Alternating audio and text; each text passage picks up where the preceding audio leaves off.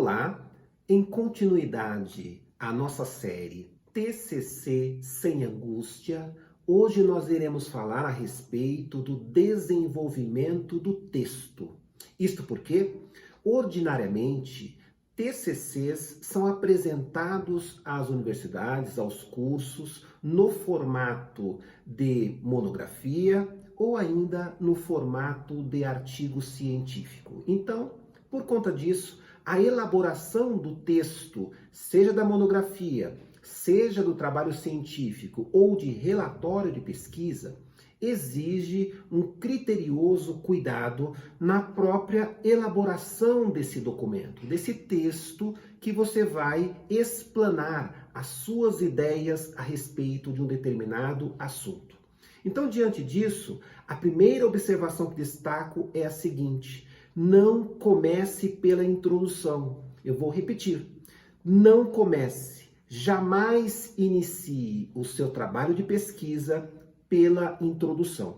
Por uma questão muito simples, nós introduzimos aquilo que já existe.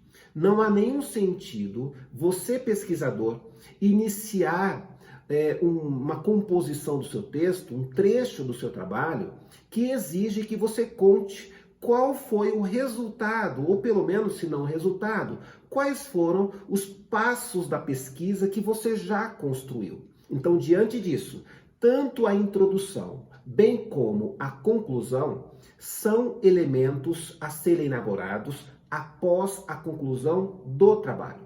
Então, você termina o seu trabalho, termina o seu TCC por meio de monografia ou de artigo científico.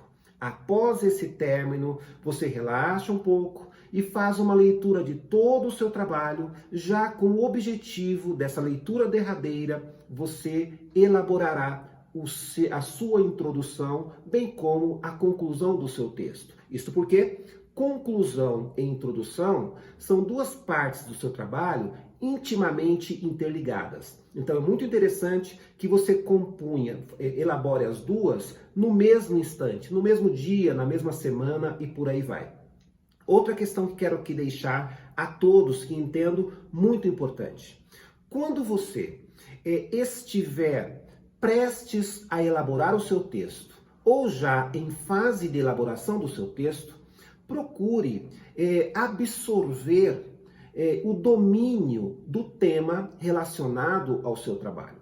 Não adianta você, nessa fase de desenvolvimento do texto, sentar diante de um computador para escrever conteúdo que você não tem, para escrever a respeito de um assunto que você não pesquisou previamente. Eu costumo dizer o seguinte para os meus orientandos: para escrever 3 ou 4 páginas, nós precisamos, para termos mais segurança, lermos pelo menos uns 10 ou uns 15 textos, sejam partes de livros, sejam de artigos científicos, porque dessa maneira, com o domínio do tema, facilmente nós iremos sentar e elaborar o texto do nosso trabalho. Então, por conta disso, mais uma dica que deixo aqui.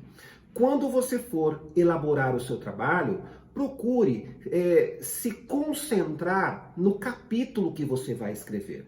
Então, nesse sentido, você deixa de lado algumas preocupações exteriores, eventualmente relacionadas a temas diversos do seu trabalho, e se concentre no capítulo, e mais importante, ainda até de maneira mais sofisticada, se concentre no item que você vai escrever. Porque o ideal é que você, na elaboração do seu trabalho, você organize partes independentes, de maneira que cada uma delas, embora atreladas com o todo, vai exigir de você conhecimento para aquele trecho, para aquela parte. Com isso você vai vislumbrando o seu TCC como se fosse uma escada, e você vai elaborando, costurando degrau por degrau e se concentrando em cada um deles. E nesse contexto, ocupe-se desde já, durante esse momento de elaboração, em ocupar-se, e isso é muito importante, com as regras da ABNT. Esteja atento logo nesse momento de composição do seu trabalho para que você não deixe as regras da ABNT para o último momento. Então, por conta disso, já faça uma leitura prévia para que você verifique quais são as regras da ABNT para um TCC, para um artigo científico, e aqui destaco desde já. As regras da ABNT não são coisas absurdas para se aprender.